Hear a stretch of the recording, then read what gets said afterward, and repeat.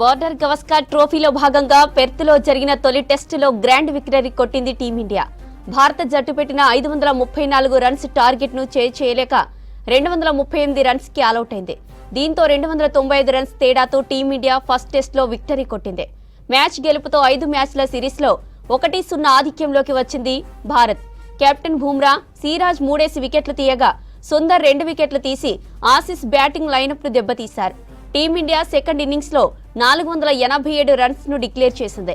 Young opener Jaiswal 161 runs, Kohli సెంచరీతో రాణించారు. ఇక కెప్టెన్ బుమ్రా మొత్తంగా 8 వికెట్లు తీశారు. బార్డర్ గవస్కర్ ట్రోఫీలో భాగంగా పెర్త్లో జరిగిన తొలి టెస్టులో గ్రాండ్ విక్టరీ కొట్టింది టీమిండియా. భారత్ జట్టు పెట్టిన 534 రన్స్ టార్గెట్ ను చేయలేక 238 రన్స్ కి ఆలౌట్ అయింది. దీంతో 295 రన్స్ తేడాతో టీమిండియా ఫస్ట్ టెస్టులో విక్టరీ కొట్టింది. మ్యాచ్ గెలుపుతో 5 మ్యాచ్ల సిరీస్లో 1-0 ఆధిక్యంలోకి వచ్చింది భారత్. కెప్టెన్ బుమ్రా, సిరాజ్ 3 వికెట్లు తీయగా సుందర్ 2 వికెట్లు తీసి ఆసీస్ బ్యాటింగ్ లైనప్ దెబ్బతీశారు. ఇక టీమిండియా సెకండ్ ఇన్నింగ్స్ లో 487 రన్స్ కు డిక్లేర్ చేసింది. Young opener Jaiswal 161 runs, Kohli సెంచరీతో రాణించారు. ఇక కెప్టెన్ బుమ్రా మొత్తంగా 8 వికెట్లు తీశాడు.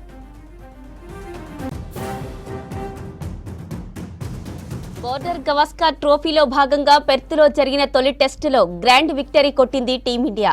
భారత్ జట్టు పెట్టిన 534 రన్స్ టార్గెట్ ను చేయలేక 238 రన్స్ కి ఆలౌట్ అయింది. దీంతో 295 రన్స్ తేడాతో టీమిండియా ఫస్ట్ టెస్టులో విక్టరీ కొట్టింది. మ్యాచ్ గెలుపుతో 5 మ్యాచ్ల సిరీస్లో 1-0 ఆధిక్యంలోకి వచ్చింది భారత్. కెప్టెన్ బుమ్రా, సిరాజ్ 3 వికెట్లు తీయగా సుందర్ 2 వికెట్లు తీసి ఆసీస్ బ్యాటింగ్ లైనప్ ను దెబ్బతీశాడు. ఇక టీమిండియా సెకండ్ ఇన్నింగ్స్ లో 487 రన్స్ కు డిక్లేర్ చేసింది. Young opener Jaiswal 161 runs, Kohli సెంచరీతో రాణించారు. ఇక కెప్టెన్ బుమ్రా మొత్తంగా 8 వికెట్లు తీశాడు.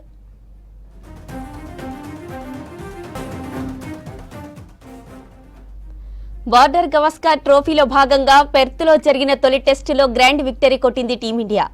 భారత్ జట్టు పెట్టిన 534 రన్స్ టార్గెట్ ను చేయలేక 238 రన్స్ కి ఆలౌట్ అయింది. దీంతో 295 రన్స్ తేడాతో టీమిండియా ఫస్ట్ టెస్టులో విక్టరీ కొట్టింది. మ్యాచ్ గెలుపుతో 5 మ్యాచ్ల సిరీస్లో 1-0 ఆధిక్యంలోకి వచ్చింది భారత్. ఇక కెప్టెన్ బుమ్రా, సిరాజ్ 3 వికెట్లు తీయగా సుందర్ 2 వికెట్లు తీసి ఆసీస్ బ్యాటింగ్ లైనప్ ను దెబ్బతీశాడు. ఇక టీమిండియా సెకండ్ ఇన్నింగ్స్ లో 487 రన్స్ కు డిక్లేర్ చేసింది. Young opener Jaiswal 161 runs, Kohli సెంచరీతో రాణించారు. ఇక కెప్టెన్ బుమ్రా మొత్తంగా 8 వికెట్లు తీశారు. పెర్త్లో టీమిండియా విక్టరీకి సంబంధించి మరిన్ని అప్డేట్స్ అనిల్ లైవ్ లో అందిస్తారు. అనిల్, మ్యాచ్ డీటెయిల్స్ ఏంటి?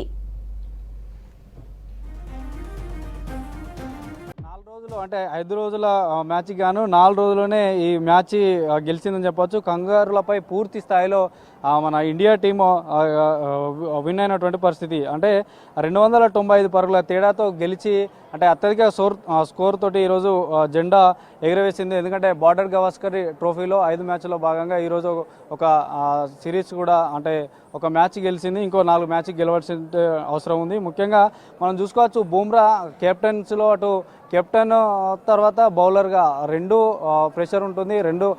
రెండిట్లోనూ అధిగమిస్తూ అంటే 534 పరుగులు అంటే ఎక్కువ స్కోర్ చేశారు. నిన్న యశస్విన్ జైస్వాల్తో పాటు ఇటు విరాట్ కోహ్లీ చెలరేగడంతో భారీగా స్కోరు నమోదు చేశారు. తర్వాత డిక్లేర్ చేశారు. డిక్లేర్ చేసిన తర్వాత ఆస్ట్రేలియా 12 పరుగులకే 3 వికెట్లు పోయినటువంటి పరిస్థితి. అటు బుమ్రా 2, తర్వాత సిరాజ్ చాలా చక్కగా బంతిని స్వింగ్ చేయడంతో ఫేస్ బౌలర్లు కాబట్టి వికెట్లు పోయినటువంటి పరిస్థితి. ముఖ్యంగా మనకి చూసుకోవచ్చు, టాప్ 4 అంటే 4 బ్యాటర్లు సింగిల్ డిజిట్కే అవుట్ అయినటువంటి పరిస్థితి.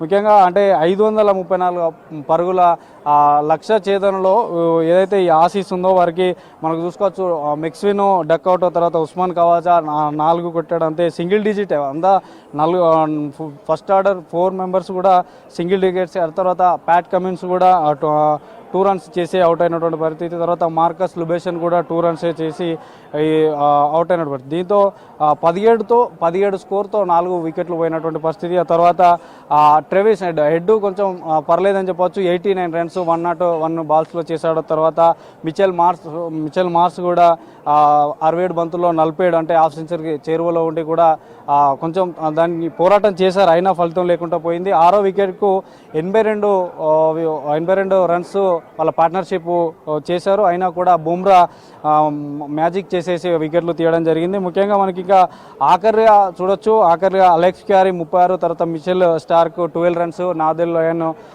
అతను కూడా చేశారంటే విజయం దగ్గరికి పోతుందనే ఆ అంచనాలు చిగురించినప్పటికీ కూడా వీరు చేసినటువంటి కష్టం మొత్తం వృధా అయిందని చెప్పవచ్చు. ముఖ్యంగా ఆ పెర్త్ స్టేడియంలో మనకు ఈ సెంచరీ చేయడం 140, 150 స్కోర్ చేయడం కూడా ఒక బ్యాట్స్మెన్ చేయడం కూడా చాలా కష్టమే. అయినా కూడా అటు యశస్విన్ జైస్వాల్, ఇటు విరాట్ కోహ్లీ అంత స్కోర్ చేయడంతో ఈరోజు ఇంత సునాయాసంగా అంత స్కోర్ వెళ్ళింది. ఆ స్కోర్ను కూడా పెర్త్ స్టేడియంలో ఎవరైతే ఆశిస్తుందో వాళ్ళు లక్ష్య ఛేదనకు చేరువలేకపోయారు. సో మొత్తానికైతే మొదటిగా బార్డర్ గవాస్కర్ ట్రోఫీలో బోని కొట్టిందని చెప్పొచ్చు ఇండియా.